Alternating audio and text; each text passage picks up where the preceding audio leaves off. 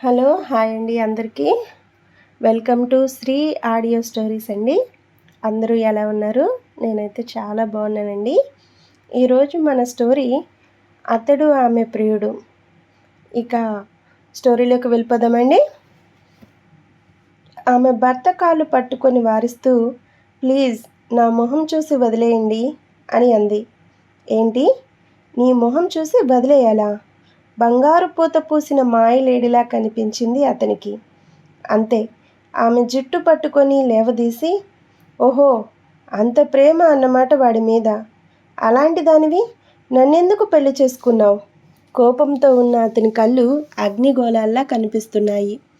నన్ను క్షమించండి అంది ఏడుస్తూ శ్రీవాణి, ఇంకా మహర్షి కాళ్ళు పట్టుకొని. నిన్ను క్షమించడమా? ఇంపాసిబుల్ అంటూ ఆమె చెంప మీద బలంగా కొట్టాడు. అప్పుడు కదిలాడు ఆమె ప్రియుడు.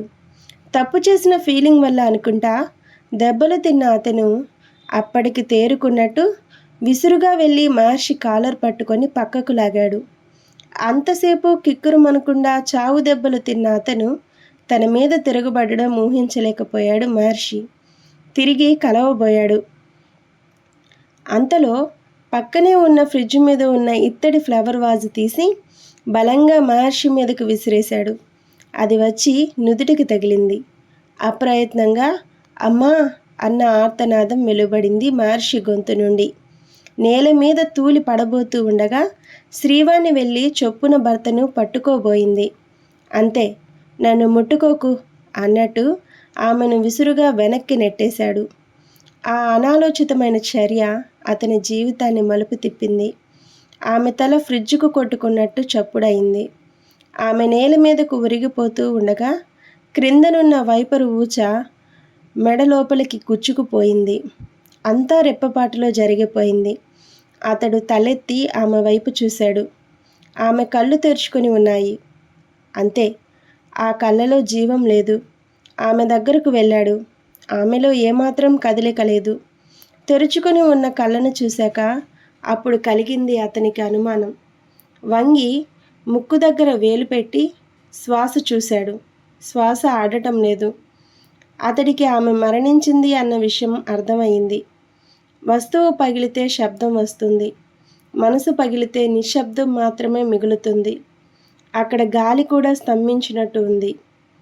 అతడు ఇంకా ఆమె ప్రియుడు జరిగిన సంఘటనని జీర్ణించుకోవడానికి సమయం తీసుకుంటున్నట్టు నిలబడిపోయి ఉన్నారు ఇద్దరు నిశ్శబ్దంగా. క్షణం ముందు ఉండి క్షణం తర్వాత ఆమె లేకపోవడం మహర్షి ఇంకా జీర్ణించుకోలేకపోతున్నాడు. తన వెనుక ఆమె చీకటి తప్పు చేసి ఉండొచ్చు, కానీ ఇప్పుడు తెరుచుకుని ఉన్న ఆ కళ్ళను చూస్తే అతనికి ఎందుకో నిలదీస్తున్నట్టు అనిపించాయి ఆ కళ్ళు. ఇంకా ఆ ముఖంలో అతనికి అమాయకత్వమే కనిపిస్తుంది. క్యాంపుకు వెళుతున్నప్పుడు గుమ్మం వరకు వచ్చి తొందరగా రండి అని ఆమె అర్థిస్తున్నట్టు అనిపించింది. అవన్నీ ఆమె చివరి మాటలే అయ్యుండొచ్చు. తొందరగా రాకపోతేనే మంచిది అని మనసులో అనుకుంటూ ఉండొచ్చు. ఆ తరువాత ఆ విషయం ప్రియుడితో పంచుకొని నవ్వుకొని ఉండొచ్చు. మహర్షి చాలా దారుణంగా మోసగింపబడ్డాడు. తనకు తెలియకుండా తన వెనకాల ఇద్దరు వ్యక్తులు తన గురించి నవ్వుతూ తేలిగ్గా మాట్లాడుకుంటున్నారు. ఇప్పటి వరకు తను పొరపాటున ఆమెను తోశాడు. దురదృష్టం వెంటాడి మృత్యువు రూపంలో ఆమెను కాటేసింది. కానీ ఇదంతా ఎవరు నమ్ముతారు? కోర్టు నమ్ముతుందా? అతడు నేలపై నుంచి లేచే ప్రయత్నం ఏమీ చేయలేదు. ఇంకా మరణించిన భార్య వైపే చూస్తున్నాడు. అయితే ఈ లోపులో ఆమె ప్రియుడు కలలో నుంచి తేరుకున్నట్టు చొప్పున స్పృహలోకి వచ్చి అక్కడి నుంచి బయటకు పరిగెత్తాడు. అయితే అంత షాక్లో కూడా తలుపు బయట గడిపెట్టడం మర్చిపోలేదు అతను. బహుశా పోలీస్ డిపార్ట్మెంట్లో పనిచేస్తూ ఉండడం వల్ల అనుకుంటా అతనికి ఆ తెలివితేటలు వచ్చాయేమో. ఈ విషయాలన్నీ బయట పెడితే తనకు ఆమెకి ఉన్న సంబంధం ప్రపంచానికి తెలుస్తుంది అని అనుకున్నాడు. అతను అప్పటికప్పుడు ఊహించాడు. పరాయి వ్యక్తి భార్యతో తను కలిసి ఉండడం, ఆ వ్యక్తి క్యాంపు నుంచి తిరిగి వచ్చాడని, తమ ఇద్దరిని చూసి ఆవేశంతో తన మీద కలయపడ్డాడని, ఆ ఘర్షణలో ఆమె మరణించిందని, రేపొద్దున్న అతని తరపున డిఫెన్స్ లాయర్ వాదిస్తాడని అతనికి తెలుసు. అదే గనక జరిగితే తన పరువు ప్రతిష్ట అంతా మంట కలిసిపోతుంది అని కూడా అతనికి తెలుసు. అందుకే తలుపు బయట గడియ వేసి దూరంగా నిలబడ్డాడు. తన భార్య ప్రియుడు అతని బయటికి పరిగెత్తడం గమనించగానే మహర్షి చొప్పున వెళ్ళి తలుపు తీయడానికి ప్రయత్నించాడు. కానీ అది రాలేదు. తను ఆ గదిలో భార్య శవంతో పాటు ఇరుక్కుపోయానని అతనికి అర్థమయ్యింది. ఎవరో ఒకరు వచ్చే వరకు తను అక్కడే ఉండడం తప్పనిసరి అని తెలిసిపోయింది మహర్షికి. వచ్చి భార్య శవం పక్కన కూర్చున్నాడు. 2 నిమిషాలు ఆగిన తరువాత బయట ఉన్న వ్యక్తి మళ్ళీ వచ్చి ఏమాత్రం శబ్దం కాకుండా తలుపు గడియ తీసి అక్కడి నుంచి వెళ్ళిపోయాడు. లోపల ఉన్న మహర్షికి మాత్రం బయట తలుపు గడియ తీసివేయబడింది అని తెలియదు. లోపల అలాగే శవం పక్కన కూర్చొని ఉన్నాడు. ఇంకో పావుగంట తరువాత పని మనిషి వచ్చి తలుపు తోసింది.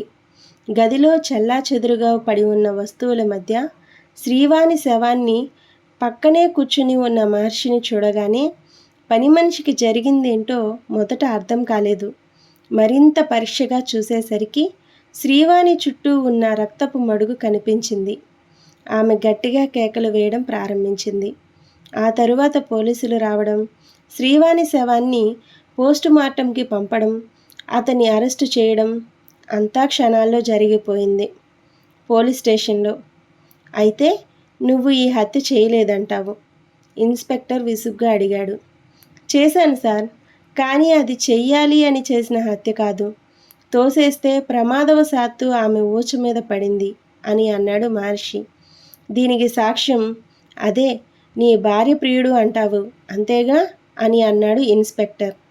అవునండి, వాళ్ళని చూసి నేను ఆవేశపడిన మాట నిజమే.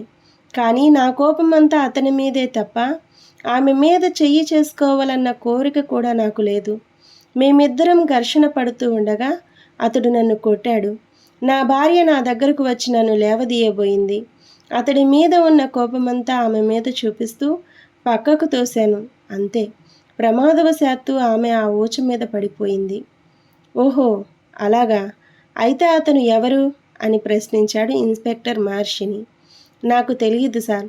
వాళ్ళిద్దరి మధ్య శారీరక సంబంధం మాత్రం 8 సంవత్సరాల నుంచి ఉందని వాళ్ళ మాటల ద్వారా తెలిసింది అని అన్నాడు మహర్షి. సరే, అయితే నువ్వు చెప్పిందే నిజమని అనుకుంటాను. అతని ఎలాగైనా పట్టుకుంటాం. నువ్వు చెప్పిందంతా నిజమే అని రుజువైన పక్షంలో అది ప్రమాదవశాత్తు జరిగిన సంఘటనగా నీకు శిక్ష పడకపోవచ్చు అన్నాడు ఇన్స్పెక్టర్. మహర్షి మనసులోనే అతనికి థ్యాంక్స్ చెప్పుకున్నాడు. కానీ అనుకున్నదంతా అనుకున్నట్టు జరిగితే అది జీవితం ఎలా అవుతుంది? అతడి భార్య ప్రియుడు గురించి ఇన్స్పెక్టర్ ఎంక్వైరీ చేసినట్టు ఉన్నాడు. అతడు ఎవరో తెలిసిన తరువాత ఇన్స్పెక్టర్లో మార్పు వచ్చింది. అది మహర్షి కూడా గమనించాడు. నువ్వు నీ భార్య శవం పక్కన కూర్చొని ఉండగా నీ భార్య ప్రియుడు బయటకు పరిగెత్తుకొని వెళ్ళిపోయాడని చెప్పావు కదూ అని ప్రశ్నించాడు ఇన్స్పెక్టర్. అవును సార్ అని అన్నాడు మహర్షి. అలా వెళ్తూ వెళ్తూ బయట తలుపు గడియ పెట్టి వెళ్ళిపోయాడన్నావు కదూ అని మళ్ళీ ప్రశ్నించాడు ఇన్స్పెక్టర్. అవును, బహుశా నన్ను పోలీసులకి రెడ్ హ్యాండెడ్గా పట్టించడం కోసం అని అనుకున్నాడు అప్పుడు అని అన్నాడు మహర్షి. కానీ నువ్వు చెప్పింది అంతా అబద్ధమని మా పరిశోధనలో తేలింది. తరువాత వచ్చిన పని మనిషి బయట తలుపు తీసి ఉన్నట్టు సాక్ష్యం చెబుతుంది. నువ్వు అబద్ధం చెబుతున్నావు అని అన్నాడు ఇన్స్పెక్టర్. ఇన్స్పెక్టర్ చెప్పిన మాటలకు మహర్షి షాక్ అయ్యి ఇన్స్పెక్టర్ వైపు చూశాడు. వెంటనే, లేదండి, అతను బయట గడిపెట్టాడు. నేను వెళ్ళి తలుపులు బలంగా లాగి చూశాను. ఇంకా ఎటూ దారి తోచక బయటకు వెళ్ళలేని పరిస్థితిలో నా భార్య శవం ప్రక్కనే కూర్చుండిపోయాను అని అన్నాడు మహర్షి. కానీ అతను చెబుతున్న దానిని బట్టి అతనికి నీ భార్యకి ఏ సంబంధం లేదు. అది కేవలం అన్నా చెల్లెళ్ళ బంధం మాత్రమే. అసలు ఆ రోజు అతను మీ ఇంటికే రాలేదు అని అన్నాడు ఇన్స్పెక్టర్. అబద్ధం అని గట్టిగా అరిచాడు మహర్షి. ఎలా ఉంది స్టోరీ? ఈరోజు స్టోరీ అయితే చాలా బాగుంది కదండి. నా ఛానల్ని హైప్ చేయండి. ఇంకా ఎవరైనా సబ్స్క్రైబ్ చేసుకోకుండా ఉంటే ప్లీజ్ సబ్స్క్రైబ్ చేసుకోండి. అలాగే మీ అభిప్రాయాలను కామెంట్స్ రూపంలో తెలియచేయండి.